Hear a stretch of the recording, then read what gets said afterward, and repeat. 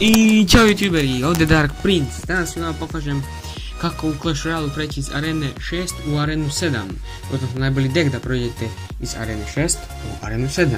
Tj. u Royal arenu. Šta ću da koristim? Koristit ću Princa, Mini Peku, Spear Gobline, Hog Ridera, Witch, vidite sami.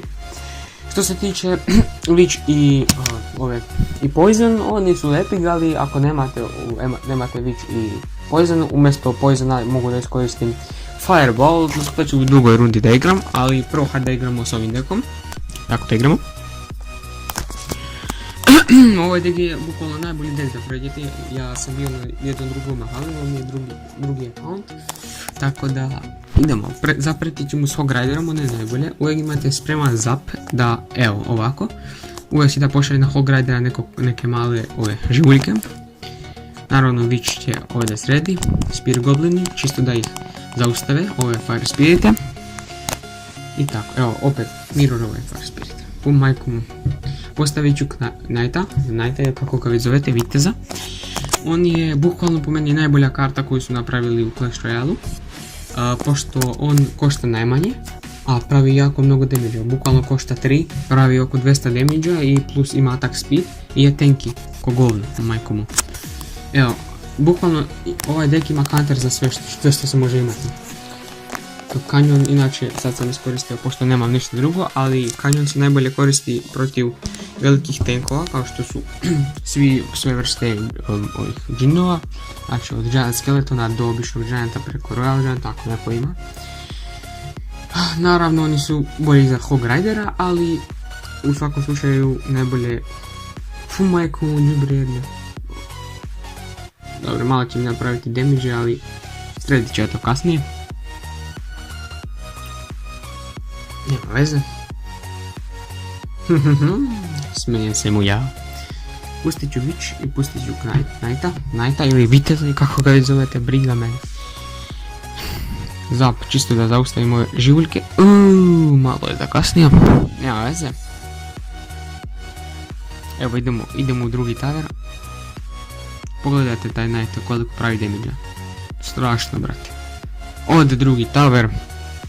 Sada naravno fokusiramo glavni tower. Što se tiče ovog deka, ovaj dek je najbolji također iz još jednog razloga, što košta bukvalno, ima average cost jako mali, a nema veze da mi turir, ali to nije bitno.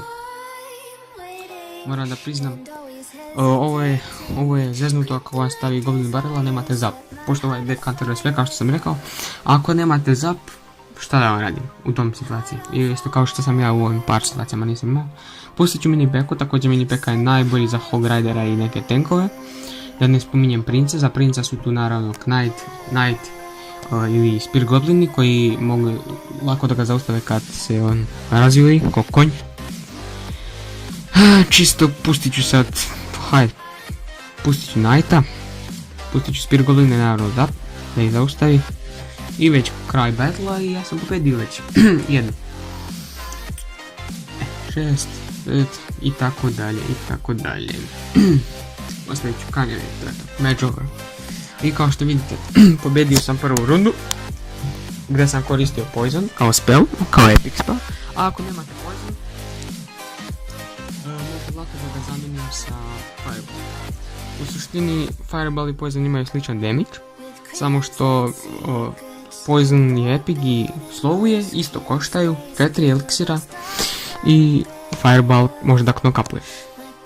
Ajde igramo. I sad počinjem. Blijalguj, kako se zove majkom. Naravno istom taktikom počinjem sa Hog Riderom. Čisto da mu zapretim. Evo, uvijek postavlja nešto. U ovoj situaciji nisam imao zap, ali zato uvode cijela armija. Što se tiče, on je iskoristio miniju hordu. I mislim, minija horda koja košta 5 i goblini koji koštaju 2, to je ukupno 7, a ja sam ih zaustavio sa jednim koji košta 4 Fireball, tako da u suštini ja sam na dobitku. Ponovo idem istom taktikom, Knight napred, Witch pozadi. Knight lako tankuje, pošto je veliki tank, evo to je to, o tome vam pričam. I već bukvalno turret mu je na izdisaju. Naravno iskoristit ću kanjon, u suštini ako imate zap, ali uvijek zap Zapije jedna od najboljih karata, pošto je veoma dobra. Ponovno da mu zapretim svog rajdera. Ili... Ajde. Ne. Ajde. Evo, ovog rajdera ću da pustim. I pustit ću Fireball u slučaju da će on nešto da slova. Evo. Koji calculated predviđeno. Znači, ovo je čarobnjački, ovo je nemoguće. Pustio je Dragona. Za Dragona naravno ima Witch. Ili Dresa, i znamo kako me dobiti, Baby Dragon. Malo su ga, mislim, glupo smo spravili ovaj splash art na kartici, ali ovako u igri izgleda prelepo. Evo ga Witch, ide Witch protiv Witch, Beach protiv Beach, što bi rekli. Ukr! Pustit ću Canyon, čisto da mi defendujem od ovih skeletina malih. I sad bukvalno moja je game, samo da izdržim još jedan minut da mogu da mu ništa drugi. Za ovakve situacije kao što je sa princem, ja koristim gobline, oni mogu lako da ga zaustave i naravno Witch. Hog Rider napred. Što se tiče desne strane minima Hordu se lako da kanteruje sa Fireballom. Tako da u suštini ovaj deck kanteruje sve što se može kanterovati u ovoj areni. Ako želite da napravim još videa u vezi kako preći iz jedne arene u drugu, mogu lako da napravim. Evo, najti će ovo da ostavim.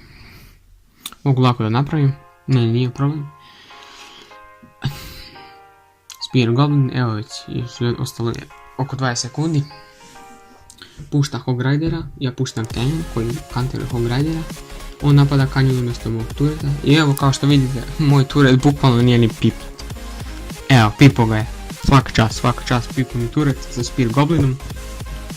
Pustit ću Fireball čisto onako rekreativno sportski. I to je to, GG, well played.